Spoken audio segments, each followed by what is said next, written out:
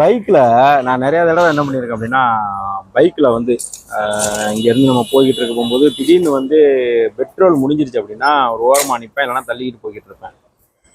அப்போ இதெல்லாம் நான் வந்து செஞ்சு இதை போய்கிட்டு இருக்கும்போது தள்ளிட்டு போகும்போது நின்றுக்கிட்டு இருந்தாலும் சரி, பைக்கில் போகிற அத்தனை மலாய்க்காரர்களாக இருந்தாலும் சரி, தமிழர்களாக இருந்தாலும் சரி என்ன பண்ணுவாங்க அப்படின்னா, வந்து நிப்பாட்டி ஆனால் என்னென்ன ஆச்சு அப்படிம்பாங்க. அவன் அதே மாதிரி மலாய்க்காரங்களாம் அப்பா அப்பா அப்பா மசாலா அப்படிம்பாங்க.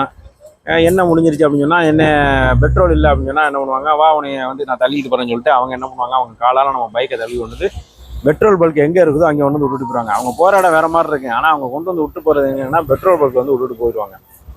நல்ல ஒரு ஹெல்பிங் மைண்டில் இது என்ன, நான் நிறைய அனுபவிச்சிருக்கிறேன். ஆனால் மலேசியாவில் இருக்கக்கூடியவங்க நிறைய பேர் அனுபவிச்சிருப்பீங்க. அவன் அனுபவிச்சிருந்தீங்க அப்படின்னா கமெண்ட் பண்ணல, கமெண்ட் பண்ணிட்டு போயிருங்க. ஓகேவா?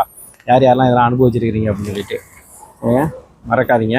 தென்னாட்டு தமிழ் சேனலை சப்ஸ்கிரைப் பண்ணுங்கள், லைக் பண்ணுங்கள், ஷேர் பண்ணுங்கள். பாய், உங்கள் இஸ்மாயில்.